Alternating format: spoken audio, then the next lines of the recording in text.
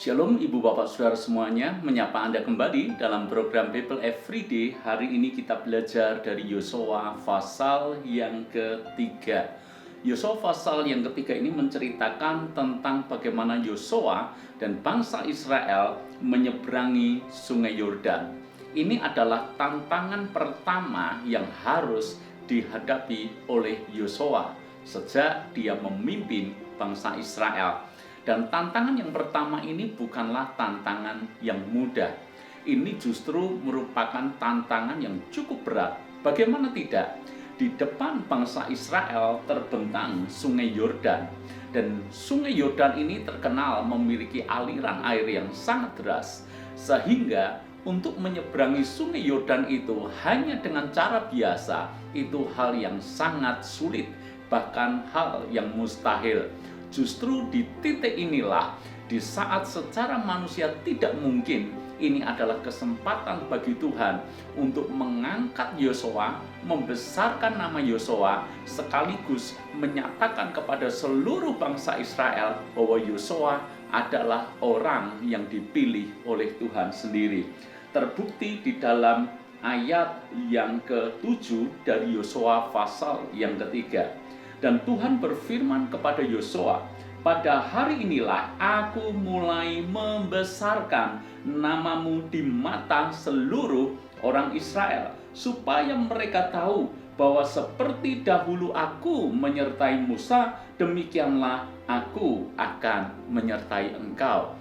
Tuhan ingin mengangkat Yosua, meneguhkan kepemimpinan Yosua di depan mata seluruh umat Israel. Namun tantangannya adalah bagaimana mereka bisa menyeberangi sungai Yordan. Dan Tuhan berfirman kepada Yosua bahwa ketika para imam pengangkut tabut perjanjian itu, mereka menginjakkan kakinya sampai ke dasar sungai, maka air daripada sungai Yordan itu akan tersibak, akan terputus. Coba kita baca ayat yang ke-13.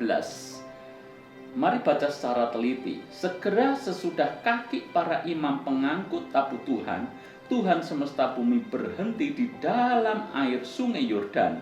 Maka air sungai Yordan itu akan terputus.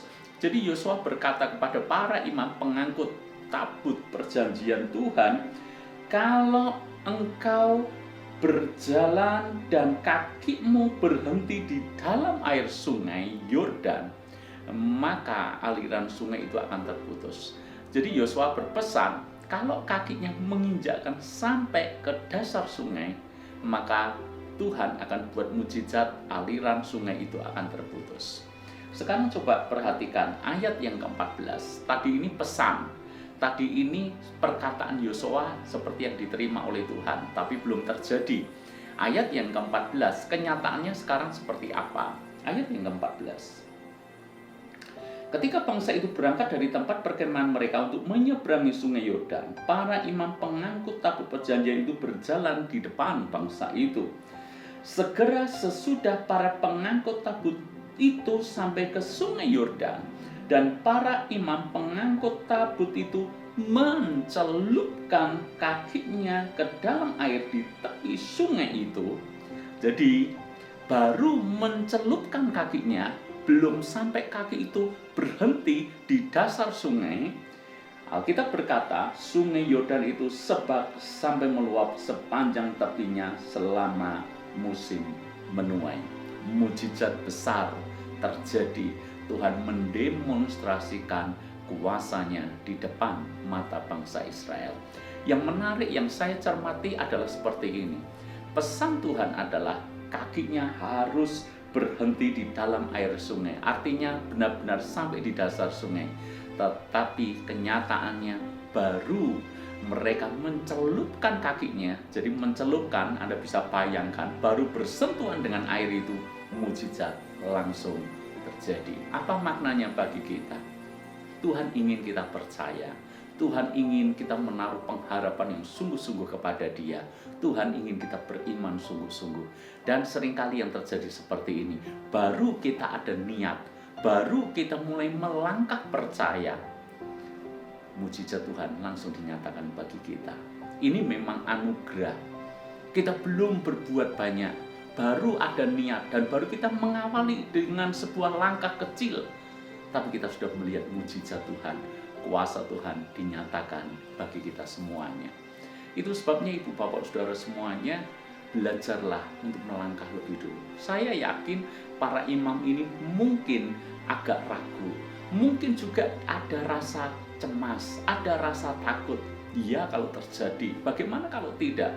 Bukankah mereka akan hanyut di tengah aliran sungai Yordan yang deras?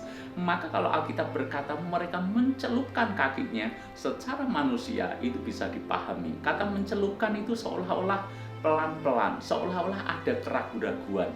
Harusnya mereka langsung menginjakkan kakinya ke dasar sungai itu, tapi mereka mencelupkan kakinya. Ada keraguan, tapi yang Tuhan hargai adalah langkah mereka untuk melakukan, langkah iman mereka. Itu sebabnya Bapak Ibu Saudara semuanya, kadangkala ketika kita berjalan dalam iman, tidak selamanya mungkin kita memiliki keberanian iman yang bulat 100%. Mungkin ada waktunya kita merasa ragu-ragu. Tetapi yang Tuhan hargai adalah ketaatan kita dalam melakukannya. Sehingga ketika kita taat melakukannya, maka disitulah Tuhan mendemonstrasikan kuasanya. Apa pergumulan yang Anda hadapi hari ini? Hari ini kita belajar tentang arti percaya, arti beriman. Lakukan bagian kita, yang penting mulai melangkah dulu. Langkah kecil kita itu dihargai oleh Tuhan, dan Tuhan justru akan menyatakan pertolongan, mujizatnya kepada kita. Awali hari ini dengan ketaatan, awali hari ini dengan percaya sungguh kepada Tuhan. Tuhan memberkati.